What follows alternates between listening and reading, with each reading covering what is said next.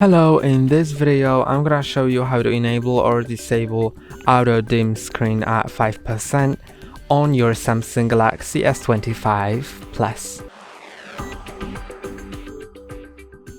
So if you want to save your battery if it's really low, then you can enable an option that will dim your screen, so it'll be much darker when it gets to 5%, so it saves your battery. And in order to do this, you need to go to the settings, then find the battery settings.